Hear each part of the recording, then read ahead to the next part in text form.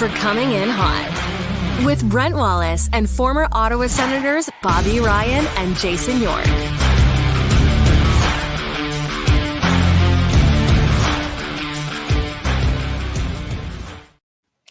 Good Monday, everybody. Welcome to Coming In Hot. Brent Wallace alongside Jason York and a lovely coiffed Bobby Ryan. I wish I could say I took the time, but I took the workout hat off and I went, I'm working with it. It's going. So here we are. Well done. Well done. Thank you, gents. Every now and again. It kind of looks like you know the youngest Munster, the way the hairline goes. It does. Okay, Yorkie, can you for once just try to get in like the 2000s or even like I would love the 2010 era. Can you just bring it into a little bit more recent How are we going to get into there's nothing on television anymore. All we do is watch series on Netflix. True. Very, I just started watching the new Drive to Survive. Oh, yeah? Yeah, the F1. Is that reality? Yeah, it's on the F1 season, every season. Oh, okay. It's really good. Like is that like the F1 that came out on Netflix? I couldn't get into it. That's what it is. Yeah. Me neither. That's what it is. Okay. I couldn't do it. Yeah, but you know what it did for ratings for F1? It sent them over the top, like blew it up. Now everybody's back watching. But have you guys seen the Apple TV one they just released about Messi? I haven't watched it. Oh, it's incredible. I binged it in a day.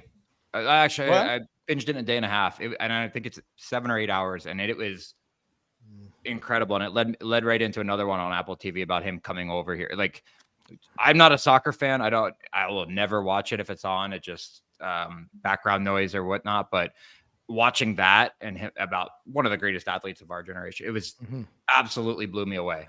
Yeah, and made me like him a ton. So I'm writing that down right now. I just finished True Detective, the new one.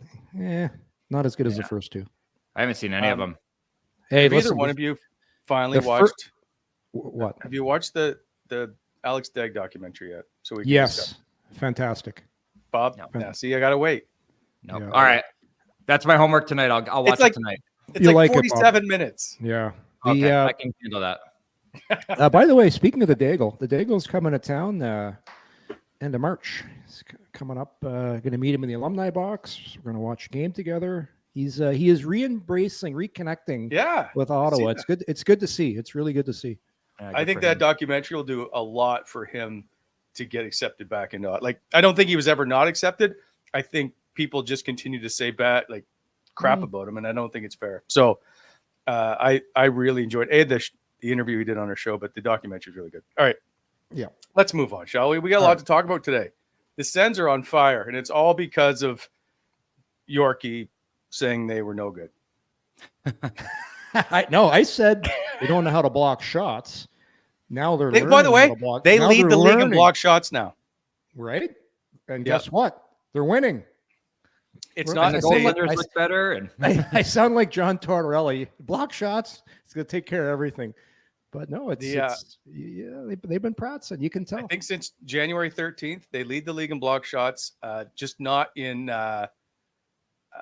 average per game because some teams have played less, but they have the most block shots in the league in that time. So huge turnaround. Yeah, little things. They're doing little things now. Even this, they're top. They're tied for 4th overall in winning percentage over their last 18 games since January 13th. It's incredible. There was a lot of doubt on Jacques Martin. Yeah, there was. And what's incredible is they dropped 2 games to what would be substandard teams, right? If you take those 2 games, add them in there, they're playing as well as anyone. And we've looked at this stretch. Remember, we talked about it before it came up. We were like, what a gauntlet. What a gauntlet. And they got to play a team without a few guys in Vegas and a backup goalie, but whatever. They're playing very, very good hockey right now. And they're fun to watch right now. But Vegas needed that win too. Vegas was struggling. Yeah. That's their 3rd loss in a row. Right. I'm just saying, you take Stoner out and some and Jack Eichel, sure, but the fact, the reality is that Vegas still needs to win those games too. That's all I'm saying. No, I agree. And if you're playing on Vegas, you don't want to go into Ottawa and drop one, right? No, they play hard. Like that game.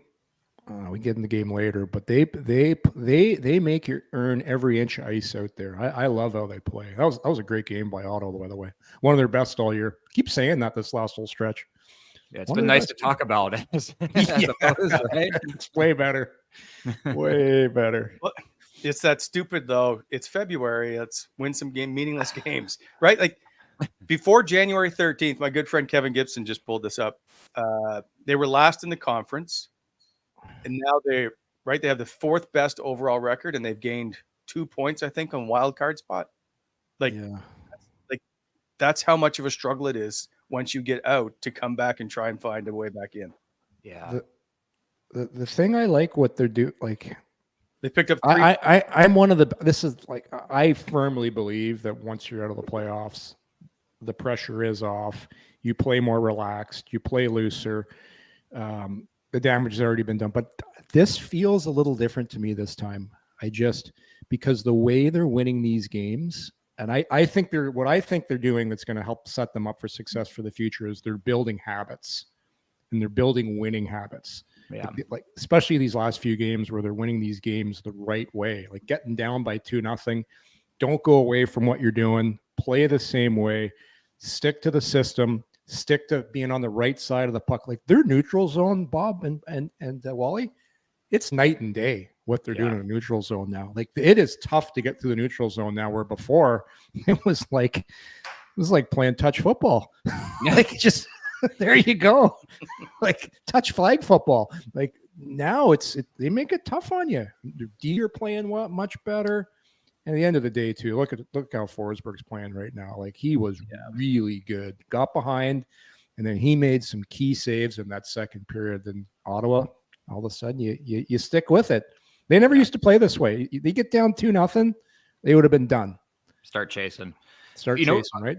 When you talk about it, Yorkie, the neutral zone for me in particular, the D are able to stand up because they finally have some trust that the forwards are tracking and they're getting behind them. And so what if the guy's going to chip the puck, but you're engaged? You're either getting body or puck, right?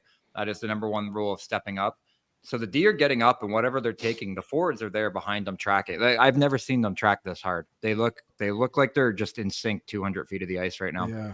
Bob, you remember I love when I used to coach junior, I used to get mad at the forwards. I called it dive bombing on the forward. Yeah, exactly. I'm losing a guy right out of the gate. What are you guys doing? I go, and I'd stop the video and I'm like, see now, you're behind their D. So now they have 5 guys closer to our net than you are. Yeah. Just if you can't get them, just stay on top of them. Oh, okay. I think it's just the best systems are always where you don't. I mean, you can steer in the neutral zone to one side and try and cut the ice in half. Absolutely. But if I was F1 and it drove a couple coaches I had nuts. But I was like, I'm not giving myself up so that he can go D to D. And then they just pull up the other side of the ice. I used to shut down right in the middle all the time. Yeah. And make them, because the D is going to say, okay, I'm going D to D. You stand there, you watch it go to D to D, and then you angle. Right. And you make them make a play before the red line. And I wasn't seeing that because they were continuously losing a guy just to that D to D pass. And then then that side of the ice is dictated. So it just made it so much tougher. So to see them not getting guys lost, it just makes a world of difference. That's why Guy Boucher's system was so good. We never lost guys. We never lost a guy below. And for people trying to picture that, because you and I are like, it's basically Ottawa would send their first guy and he would show his hand before. It's almost like you're playing poker. It's like, here's what I'm going to do. Okay, we're going to pass the puck and you're now caught. And it puts so much pressure on all the other guys because you open up the middle of the ice where you should be standing. So they can go to the center, they can go to the D, where they can pump. Ottawa was basically playing Go Fish with their hands open so the other team could see it. There you go. Yeah. But they look good right now. Pretty well when you want to dumb it down, eh? Yeah, but they look good right now. They're in sync right now. It's fun to watch. Really fun. So let's get to some of that credit. We'll start dishing it around, but first we got some work to do. So with that being said, always time to welcome into our show, Douglas Mattress. Named Canada's best mattress on Canadian Living. Unrivaled comfort and feel, motion isolation, sleeps cool, relieves pressure points, great value, and even comes conveniently boxed delivery. Loved by more than 200,000 Canadians. Over 10,000 5-star reviews. Easy online ordering. Get it delivered usually in 1 to 4 business days. Experience their industry-leading risk-free trial. That's 365 nights risk-free. Don't like it? Just get a full refund. Every mattress comes with a free comfort sleep bundle, 2 memory foam pillows with pillow protectors, 1 luxurious cotton sheet set, and 1 mattress protector. That's a $650 value. Yours free every time you order a Douglas mattress. So without further delay, go to douglas.ca/CIH and order today. And as always, and from the beginning, this show is brought to you by our friends at BEI, Bonisher Excavating Inc., the heavy civil general contractor in both the public and the private sectors. When planning your next project, consider BEI for all aggregate supply needs, including hot mix paving, custom crushing, hauling. They move stuff. So give them a shout at 613-432-1120 or at bonisherexcavating.com.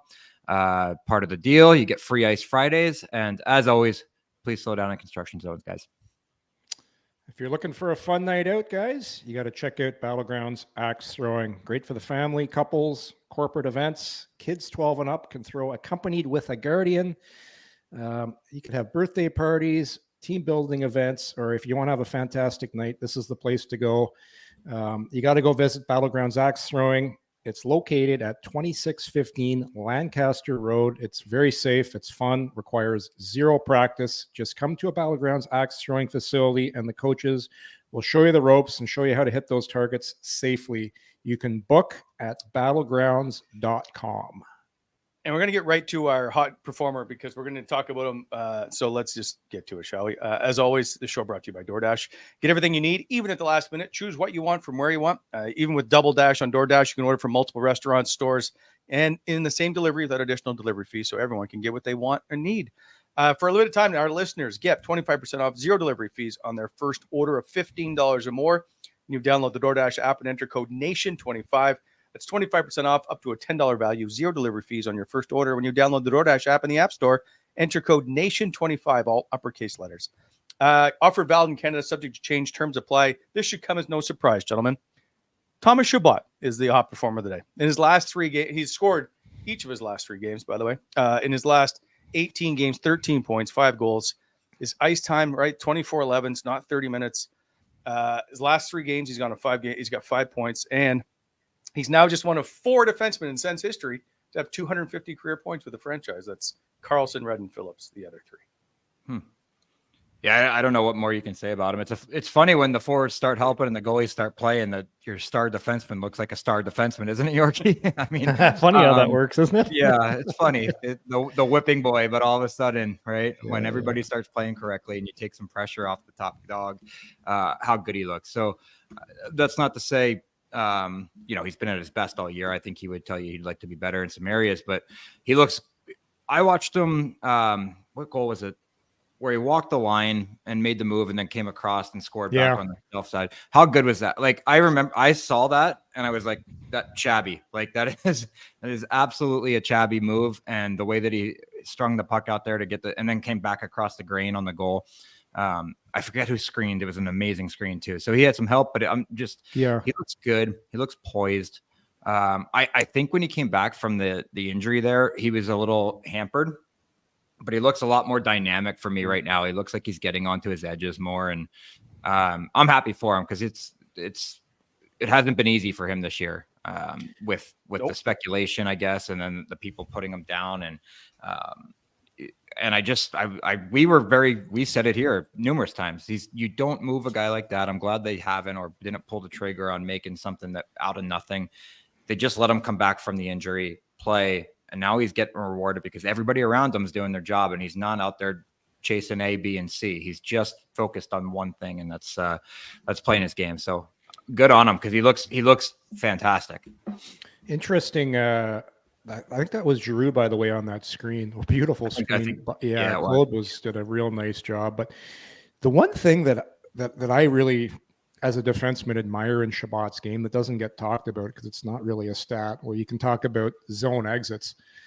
The way he carries the puck outside of traffic, how he gets separation in his own zone, like it looks easy when he's doing it, but I'm telling you right now, that is very hard to do. Anyone that's ever sat ice level knows what I'm talking about because everything's happening a million miles an hour. And this is why people get on Chabot. Because the way he skates, he doesn't exert a lot of energy because he's a very fluid, natural skater. So it looks like he's not trying.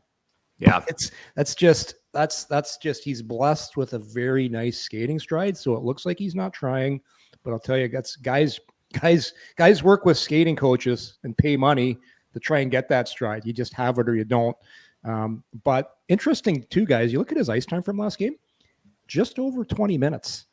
Like it's you save a lot of energy when the rest of your D can be relied on to play. I think Sanderson was around 23. Well, Chabot's 23 minutes from the Vegas game. Yeah. I feel like the game before he might have been under. I got him in the because this went to overtime, don't forget, right? The shootout. Yeah, sorry, the game before. I had the game before. 23-53 with an overtime goal. With overtime, normally if you go back to Chabot's career historically, that would have been a 30-minute night. When you and then you start making mental mistakes, because I don't care who you are. That's like Chris Pronger was an expert at playing 30 minutes. But Chris Pronger was also an expert at conserving energy. He never got out of the rocking chair. No, he's just sitting back there. And do you know who else plays a similar game but not as physical? Like, you watch Alex Pietrangelo play. He doesn't really skate the puck very much. He does a lot of kind of like, I don't know, I'm going to date myself here. He does a lot of things Al McInnes used to do. Pump fake. Guy turns, and all of a sudden you make a friggin' beautiful pass. But no, I agree, Bob. I'd say you've been trumpeting the Chabot probably positive vibes the most at anybody in the city this year. But hey, I agree. You get some goaltending, you get the team to play the right way, all of a sudden everybody starts looking and playing better. Any defenseman, when you're on a bad team and you play the majority of the game in your own zone, you're gonna look like shit. It's just the way it goes. No way around it. I'll tell you one thing. I've played with Chabby for quite a while. I've forechecked a lot of defensemen, whether it's practice or games, over my career. He is, for me, a top 5 at going back for a puck with his back to you. Yeah. And subtly shifting his feet, but his body doesn't move, so you can't get a read. He just does this, like, it's so fast and so fluid and quick. Yeah. And then you're going left and he's going right, and you're going, like, they're gonna blow this one down. We're gonna talk about it. You're like the truck that all of a sudden has to turn tight. Oh. I found the best way to like forecheck him over time without getting it blown down was to give him an extra 5 feet, because then he had to make the first move and I could just try to close. But if you're on him, I've played with very few that were better. Yeah. Lubomir Visnovsky was one of them. Oh, there's a pull right there. I remember that little D-man. Carl was good, but he did it differently. Sanderson's got to be up there, because I haven't been around him. He looks great at it, but they got 2 studs that just 2 very, very dynamic skaters in those guys. Chikrin's pretty good at it too, because Chikrin's good. Yeah. He skates like a forward, because I think he played center until he was like a bantam age kid. Okay. Yes. Yeah. Chabby's at that next level, and then he can turn on a dime and go backwards. So you're just you never know. Yeah, it's good to see him playing well. Yeah. Chabby. I hear Bobby call him Chabby, and everybody else calls him Chabby, so I may say him once or the other. Chabby reminds me of Wade Redden, and Wade was that same kind of style. Like, to me, not always physical, always seemed to be positionally very good. But people thought he wasn't trying very hard, or he couldn't skate very fast. Good comparison. That's what I always think of when I think of Chabby, is that. But Wade Redden was a high-end talent. Wade was, I got to see it firsthand for 5 years. Yeah, I would say it's a pretty good comparison. Both very similar cerebral players. I'd say Chabot's a better skater. I would say Wade. But different era, too. Yeah. Everybody's a better skater now. Yeah, but Wade was considered a good skater for that era. Just Chabot's, you don't understand like how it's, because he makes the game look so easy. It's almost a curse, because when people just expect so much of you, and the money, and all of a sudden I get that. Hey, you're paid that much, you got to perform. But end of the day, good comparison, Wally. And this is the best. I would say, Bob, I don't know. What do you think? This is the best right now. I think he's played as an Ottawa Senator right now, the way he's playing right now. I don't know. I don't know, because I would say the last few years you can kind of throw out his first year where I think he had 72 points, or second was, I think it was technically playing with DeMello that year. That I couldn't tell you, but we had a good power play. I think Dutchy and Stoney were here, and he just anchored that so well. But I used to love playing the power play with him, because you could you could be in trouble on the wall. And the other thing that he's extremely good at, you can give him a bad pass to get yourself out of trouble, and he's going to settle that puck down. The other night, and it ended up being a little high, but he made a play where the forward was coming out at him. He was a D in the point. Somebody gave him a bad pass. He reached, brought it to his backhand, flicked it over, and threw a sauce pass. And I watched the play, reversed it, watched it again, and I was like, that's such an elite skill that goes unnoticed. Because you're like, yeah, he kept the puck alive if you're watching the game. Great. But I don't think, and you can't accurately tell people how hard that is to do. And he does it 10, 15 times a game.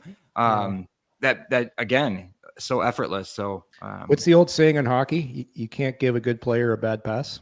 That's exactly it. And that was Chabby. On the power play, I knew if I was on the wall and in trouble, I could bank it off that wall. And no matter where it was going, whether it was his backhand, forehand, or foot, he was fine. You ever used to do that when you're coaching on the ice with kids, guys? I used to do that with the kids. Okay, give me a pass anywhere. And back when I actually had hands, they'd try and give you bad passes. And I'd say, guys, you cannot give a good player a bad pass. But now I'm a horrible player. Right now, it has to be on my stick now, or I'm not getting it. It's funny. When Cody Ceci went to Pittsburgh, he said one of the first conversations he had with Crosby was, just give me a puck anywhere within 5 feet of me. He's getting it. Yeah. Yeah. And Crosby was? Yeah. I've always remembered him just saying this. He's like, don't worry about trying to put it on my, just get it within 5 feet of me. Yeah. We're good. Wow. Because Crosby uses a really short stick. I had one of his sticks, and it's like almost straight. It's below the shoulder. Yeah. Wow. Yeah. Well, that's why he stays so low. His center of gravity on the ice is so low. Yeah. And trying to hit him, he was my best practice player I ever watched. Yeah. So probably two. I'd say top 3 largest butts in the league. Like he's like deformed. He's like pretty well deformed. He's got a big leg and big legs, big ass. Yeah. Yeah. You can't budge him. You hit him and it's like, oh okay. It's like way a off centaur. Yeah, okay. Let's go. Right back to the report. Back to the nerd report. Let's go. Speaking of which, hold on. Before I want to get back to the Jacques Martin coaching, but first, it's up in the chat a lot today, and that's the whole Brady Tkachuk trade rumor thing. What Ryan Whitney put out on Twitter. Yeah, I don't really. I have no desire to discuss it because I don't know why we would. However, it's been brought up, so there's just no way to me. Like this is just. No. So here's the only issue I have. People that have like a reputation on the line, if you will, who are, I won't call them insiders, but just know stuff in the league, who aren't just going to throw stuff at the wall. I've never seen anybody just make up a trade rumor before that has some credibility. This one, doesn't make sense to me. No, I'd love to disagree with you for the sake of argument, but no, this guy's your heart and soul. He's your captain, obviously, but he is your pulse as a team. The team goes as Brady goes, and please don't mean that statistically. I just mean as the pulse of the team. The team goes where Brady goes. So I'd be baffled if something came up, and then you say that, and you're like, well, even Wayne Gretzky got traded. Those are the old sayings, right? That's what Pierre did to Carl.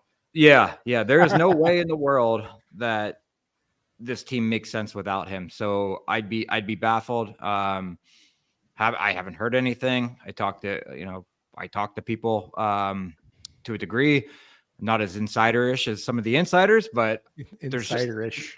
I'm not insider-ish. I don't see a world where they move him unless somebody blows them away with something that's going to set them up for 10 years. Because you have a captain for the next 10 years. Okay. So there's no way.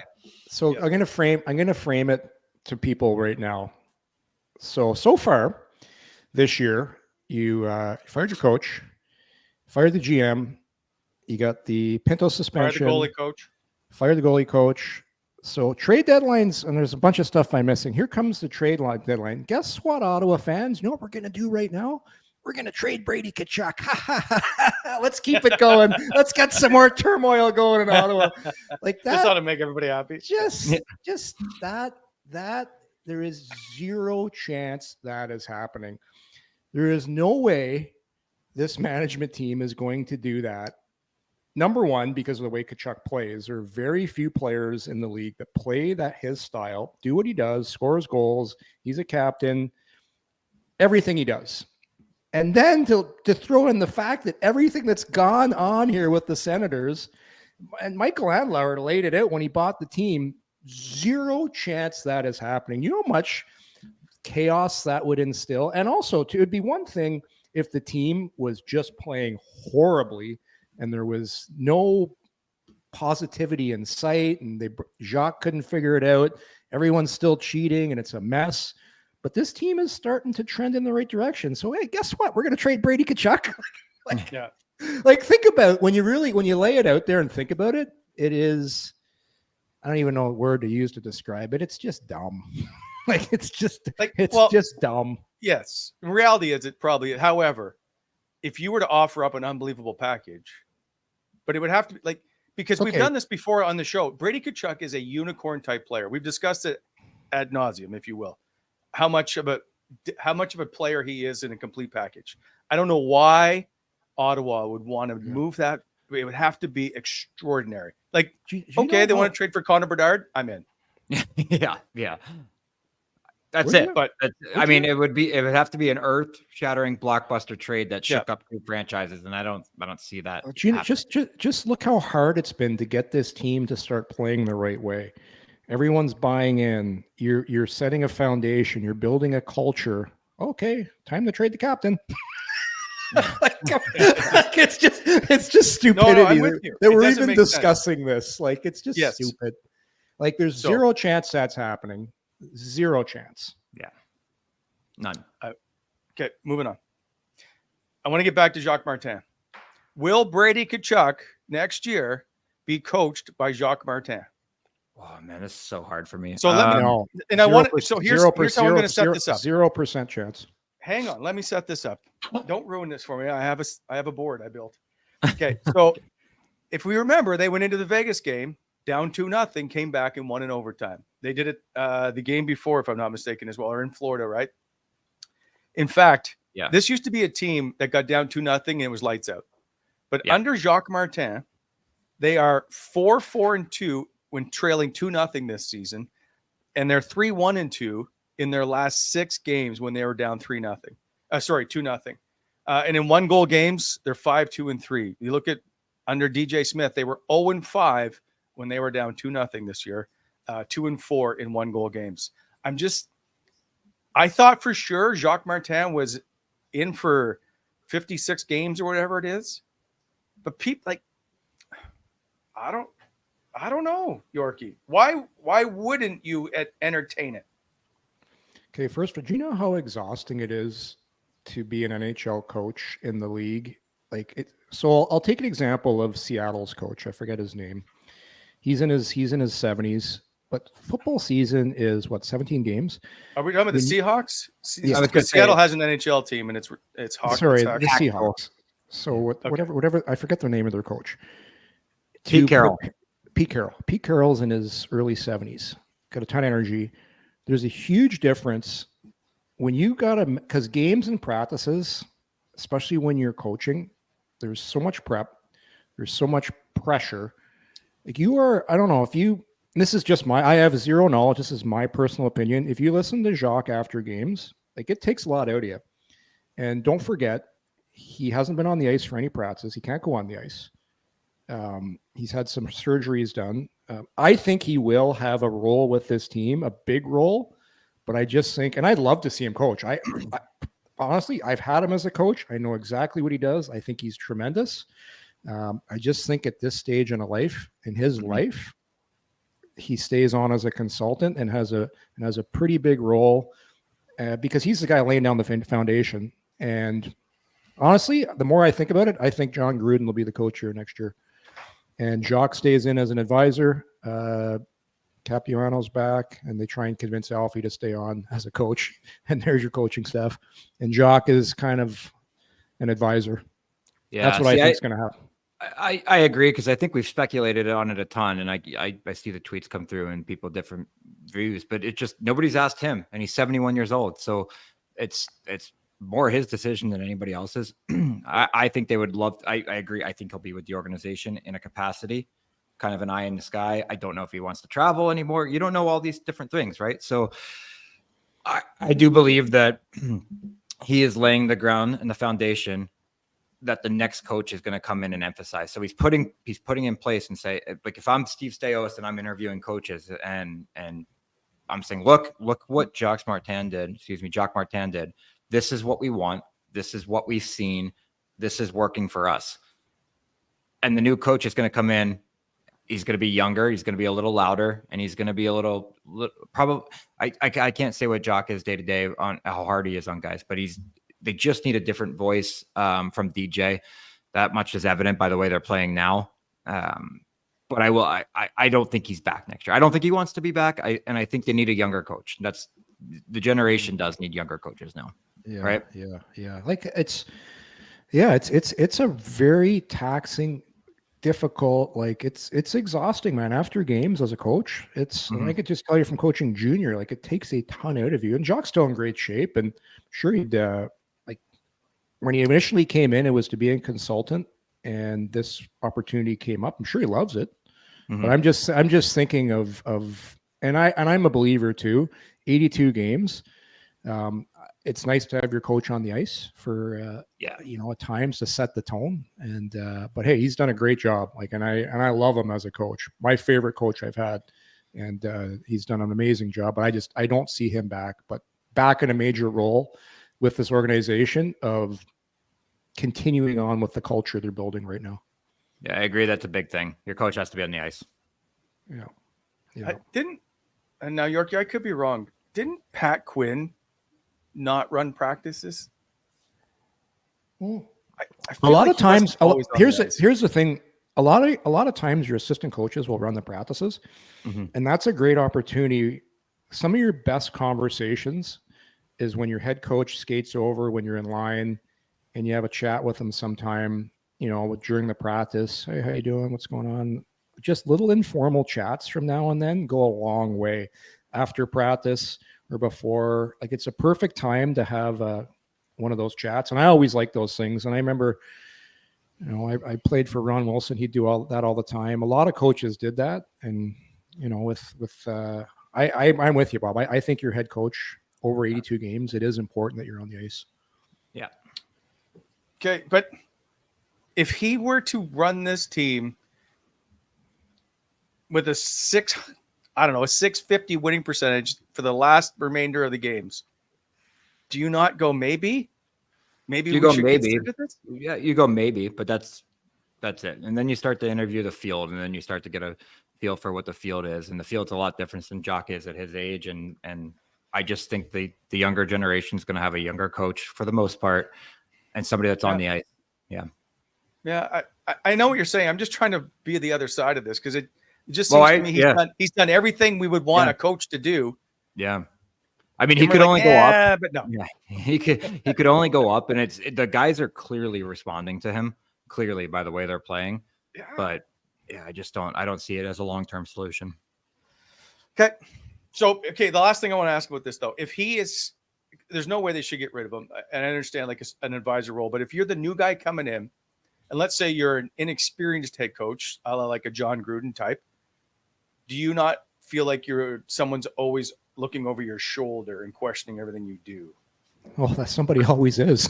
Yeah, every coach is going to feel that way because somebody always. It's different if it's a GM though, because a GM's not always a head coach. I'm just saying, there's a guy that had the team. Well, one is a guy that knows how to coach. The other one is just a guy that makes the decisions. When you go in, when like GMs and coaches have meetings all the time where the GM's just giving it to the coach. Oh yeah. When he's up watching up in the box and things aren't going well, believe me, he's not saying nice things about the coach. Right. But that doesn't mean he knows how to coach. True. Usually most GMs have coached at some time or not. Yorkie, I'll put it to you this way. You're not worried if you are the head coach that Steve Staios is coming out of the GM box and going on the ice as the head coach. If you have Jacques Martin there, who just ran the team to an incredible record after losing seasons, aren't you like, that's a little different to me. That's all. You're, as a head coach, you're worried every single day. You're always worried. That's your job, to be worried, because at the NHL, just look at coaches get fired all the time. I get you. If you're worried because you get the job and Jacques Martin is there in his advisory role, then you probably shouldn't be coaching because you can't handle the pressure. I get you. Okay. Now, last thing though, if they struggle under new coach, are the fans going to lose their collective minds going, well, why didn't you just leave Jacques then? Yes. Yes, they will, but they're going to say, "Hey, we made our decision and we're sticking to it." Yeah, okay. They're going to do it. We're going to do that no matter what. We're going to break it all down. That's what we do. No. This is why playing at the highest level's the best, because there's so much shit on the line all the time. These are what guys. This is what guys crave. Mm-hmm. The ultimate stake, lots of money on the line, like everything. That's what you play for. That's what you coach for. Pressure. Yeah. Not everybody likes the pressure. Well, anyone that makes the NHL loves pressure. Okay, moving on. We got lots to get through here today. We've dumped a lot on goaltending tonight. Anton Forsberg will be back in goal, which I don't think anybody will complain about. I just want to, he's 5-1 against Washington, by the way. So this is good. It'll help maybe in your lock of the day when you go to pick it up. But his last 4 games, he's done everything you've wanted in a goaltender. 9 goals against, a .221 goals against average, a .917 save percentage. Should they not just let him play as much as possible at this point? What more does he need to do to be given the net full time? I think it's his net to lose. So I think we're starting to see the 1A, 1B situation that we thought we might have had become 1 and a clear 2. For that much is simple, because the other guy's a clear 2 more than Forsberg's a clear 1. Let's be completely honest about that. He's been phenomenal, but he's getting help. Again, we already touched on the block shots being up. Yep. The defensive zone structure is better. They're spending less time in their zone. So when you factor in all the things, it's no wonder he's playing well. But he kept them in the game the other night and gave the boys a chance to wake up with some timely saves, some key saves. So I think it was last week we touched on this, and I said the problem was you really want Korpisalo to play himself out of it. You have 4 more years of him. But I do agree, for where this team's at right now, that Forsberg needs to be in the starter's net as much as possible. So I'm going to put this to you, because you know how they say, oh, we like to pick our goaltenders based on some past history with the teams.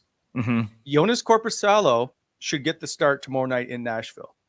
He is 0-5 in his lifetime in Nashville. So he's due. He's due. You're telling me he's due. I'm gonna hammer him on the money line then tomorrow. Okay, I was just curious if that made it. Anyway, I was shocked that perhaps they wouldn't go to Korpisalo tonight and Forsberg tomorrow. But if Forsberg gets a shutout, does he still have to sit tomorrow night out? Yeah, you can't run a guy back to back. So stupid. I hate this. Yeah, with where you're at. Thing. Hate it. I think it's dumb. Not going back to back? I listen. You guys are professional athletes. How can you not play back to back as a goaltender? How physically drained after facing 23 shots are you? Oh, no. I agree that they should go back to back. And I said it, you can't run a back to back with where this team is. You're not. And Forsberg's got injury history. So, you play. And that's the first thing I thought when you asked that, is like, you can't run him back to back. You can absolutely run a top tier goalie back to back. I agree with you in some senses. I used to want to see it more when we were in playoff hunts and things like that. But there's just no sense. The guys, even though they're winning, playoffs are still a very long shot. A lot of things have to happen. Give Korpisalo the start. I know he's 0-5. I don't like drawing on past history. I do think players and goalies have teams they play better against, or just whatever reason. But I don't think it should factor in a ton. What would factor into me the most at this time of year is who's got the hot hand. Forsberg does, so Korpisalo gets the back-to-back. That's just kind of the way it goes. If you're in a playoff hunt and you're a point or two out and you're comfortable and Forsberg says he can go, then you do it. But there's no reason to right now. No, I have zero faith in Korpisalo. That's why I just. No, I agree. So do I. So do I. It's the players on the ice that I'm concerned about. Yeah. I wonder if Forsberg, if Forsberg throws down a shutout and the big win, maybe only has 16 shots. Maybe you run him again. But yeah, to Bob's point though, he's healthy, feels good. I would probably have a conversation with him. How you feeling? Yeah. And if there was any doubt, I go to Korpisalo, because the last thing I want is him getting hurt again. Yeah. Yeah, interesting. It's crazy. I was just looking at the Washington Capitals, guys. They're a -31 goal differential. That's insane. That's insane. Usually that is the big tell of when you look at the teams that make the playoffs into the year, it's goal differential. And they're, just sitting outside that wild cards thing right now. Amazing how they win hockey games with that team, though. Like, not that good. Yes, it's crazy, isn't it? And they've been coming on as late. Like, they've been good, haven't they?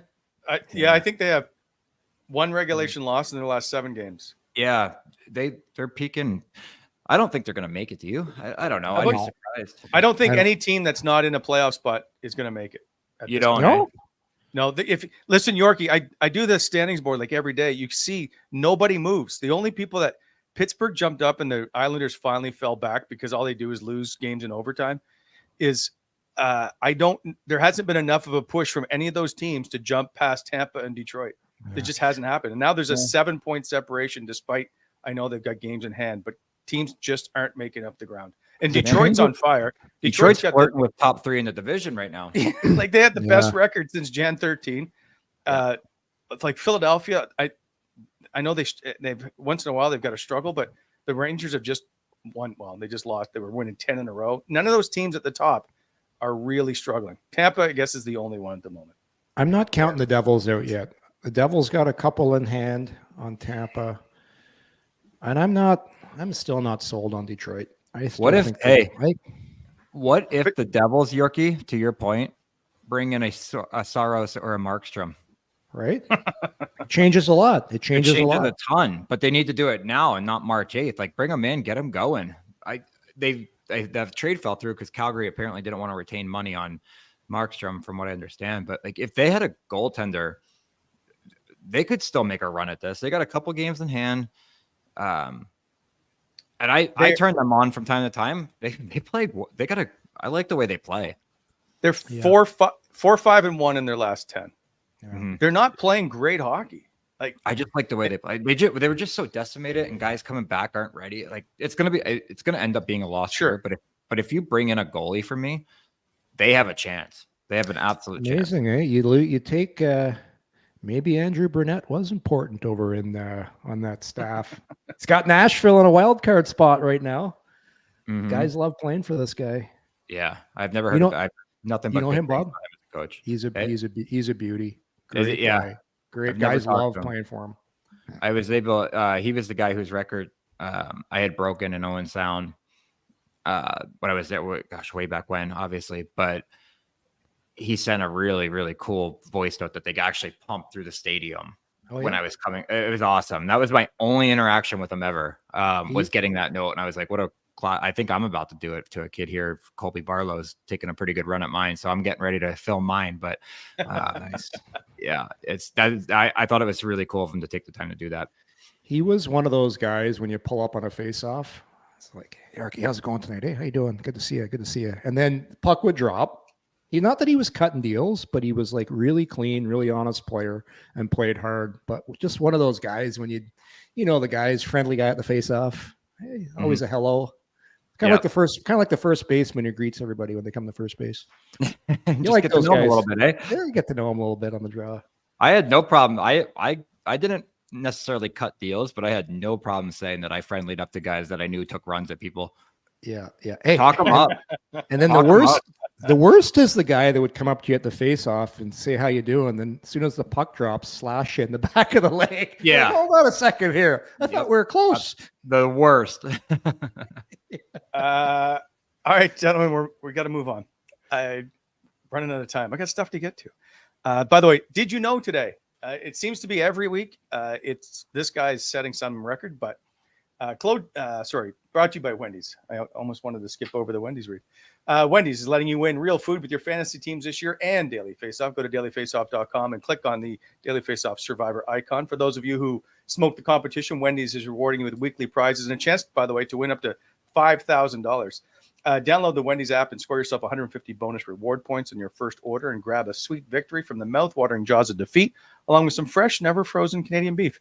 Go to dailyfaceoff.com and sign up to play Wendy's Daily Faceoff Survivor Pool to win weekly prizes like the spicy chicken sandwich from Wendy's and the Wendy's app. Okay, here we go. Claude Giroux heads into tonight's game looking to extend his point streak to 9 games. It would be tied for the 3rd longest point streak of his career, by the way. That would tie also his Ottawa longest. And in all, his longest 14 games. It's pretty impressive. So he's had quite a few point streaks over his career. But yeah, 9. I totally forgot about the one he had last year when he had 9 as well in Ottawa. Yeah, he just keeps rolling, doesn't he? Tough to, by the way, beat the Ottawa Senator record, which is 22 games by one Danny Heatley. Yeah. Do you know what I love when you watch Claude, Bob? The way he carries the puck, there's 0 wasted movements. Today's young player is like just Claude's just the puck. It's just so he's so refreshing to watch because he's like everything he does on the ice is so calculated. Yeah, and just I what he's doing at his age is just I think it's remarkable. I agree. He's been that way his whole career. There's 0 wasted effort. He's just in a game that's getting faster. He's becoming more of a thinker every year, and it just goes true. Like the game slows down when he has the puck, and not in a bad way. It slows down for him. Yeah, he's just a smart, cerebral, player. Does he get it tonight, gentlemen? If you were betting. Yep. Book it. Lock of the day. Book it. Book it. All right. Before we move on, even though I asked people in the chat to give us 100 likes, I have a video. I have picture evidence of what Douglas mattress looks like. Come on. There it is. From our good friend Daryl Quinlan, who likes to draw. It says, "Come on, Bobby, back check." That's Yorkie. Yeah. And then I've heard that one. Yeah. I gotta blow this up so I can see it. And then Bobby replies, "Maybe another Yorkie story will slow him down." So, very well done. I love the face furniture they gave him. It's a great stat. Love the face furniture. He's got the big chops, the big sideburns going. Great, that's like a 1970s NHL stash he's rocking right there. I like Jeff Sanders. Is it not Derek Sanderson? Yeah, got so good. Kind of that George. Is that like a George Peros stash there, Bob? Oh yeah, similar, right? Quite similar. Douglas mattress. Oh boy, okay. Gotta save this one in the folder. Hey, we don't get to do this very often, but we have to take a second because it came through, and I'm glad it did. So we're gonna take a second to wish happy birthday to a longtime listener, Damian Boudry, who's listening today. He gets out of school, and it's one of the first things he does is flips on the show. So we want to thank him. Hey, hope you have a great birthday, buddy. I understand I'm your favorite. Wally was second, and Yorkie came in third. But thank you, Damian. Happy birthday, buddy. I hope you have a great day. Yeah, happy birthday, Damian. Even though I'm your third, it's all right, bud. Yeah. I guess I can't boo the kid, but happy birthday, Damian. Salty Wally's not happy. Okay, moving on. Lock of the day. Hold on a second. For our merch, when we get the merch going, we gotta get a Douglas mattress shirt like that. Put it back up one more time. That's so good. With all of it? Oh yeah. Just him? What are we? I would do the thing. I would do the whole thing. The shirt with that. Yeah. Get just like that. Where's my hoodie? The only thing I wear is hoodies. I want my coming in hot hoodie. Okay, we're on it. I gotta check. I will get it somehow. Thank you. I'll send you the fee for the postal. Okay. All right. Lock of the day. The Sens going into Washington. They're on a roll. Last 18 games, they got 11 wins. They're 4-0-2 in their last 6 games versus Washington. How did they lose this game? Bob, we're going to start with you. How did they lose this game? Well, I'm being facetious. I say it's I think it's they a get win. It is. I think the only way they really get away from or lose the game is that they get away from the way they're playing, going on the road. Or if Ovechkin scores a lot of goals against the Sens in the past. So if he gets a couple one-timers and they go in and he's feeling comfortable, because obviously even at his age, he's a guy that can overturn a game with 2 shots. So to me, that's it. I said it before. I'm with the Sens down the stretch. I took the opposite side a couple times when I thought it was really dire situations with back-to-backs and whatnot. But I'm on the Sens. I'm on the wagon. So let's go. Those are my guys tonight. Yeah, I think I'm fresh off a Sens over Dallas victory. I was the only guy that took Ottawa on that one. It's funny you only remember that stuff, Yorkie? That was a big. It took a lot of balls to do that. I'm with Bob on this. I can't. The way Ottawa's playing right now, to answer your question, the only way they lose this game is if Forsberg reverts back to how he was playing before he got hurt. And I don't see any. There's nothing in the way he plays that leads me to believe that he's going to take a step backwards. So I like Ottawa in this one too. I'm taking Ottawa. By the way, 8 goals in his last 11. He had a 8-game or 7-game goal scoring streak. Almost 7, I should say. He's got 8 goals, 14 points in the last 11 games. And he got off to a terrible start this year. He couldn't score in the first 20 games. It was crazy. He's only got 16 goals, and 8 of them have been in the last 10 games or whatever. So Who are you going with, Wally? I'm not. I can't bet against the Sens. Nope. They have 2. There's momentum behind. I know you guys will probably say boo on the momentum, but you just feel right now that team thinks they can win every game they're in. Mm-hmm. Yeah, no, I agree with you. I agree. It just makes different. Like I was wondering when you were going to take the other side to kind of bridge the gap you got going there. Well, so I almost called you guys to get the Vegas one because I bet on Vegas. I bet on the Sens to win that game, $20. So. Yeah. I'm rolling the cash. I was taking Ottawa too. That nothing against how Ottawa played, like not to take away, but that was a very decimated Vegas lineup, which helped a lot. You take Stone out, you take Jack Eichel. That's arguably their 2 best forwards. So that's nice to see. So I cannot bet against Ottawa. Now the Nashville game will be interesting for you guys to decide on. Yeah. Because I don't know yet. Nashville's playing really well of late. So, and they're right in their need that right playoff there. spot. Yep. So, okay. I think that's everything. Did I miss anything today? No. Got it all? Okay. I do. So we'll be back again tomorrow. What? 9 a.m. tomorrow. Oh, yeah. We had another show in. So what we didn't get to today, actually, Yorkie, was the way Josh Norris has been playing of late. So Josh Norris, he's phenomenal right now, and I want to give him another game before we jinx him. There we go. So Yorkie, you can't say anything. We'll get to it. We have video evidence. We'll get to tomorrow. Yeah, Josh and Drake. Drake is Batherson's playing some real nice hockey right now. Yeah, they both are. So we'll see. I'll ask you if that's the Jacques effect. All right. Until tomorrow, boys. Enjoy the game tonight. We'll see you next time. Happy birthday, by the way, once again to Damien Beaudry. Yeah. See you guys. Happy birthday. See you guys.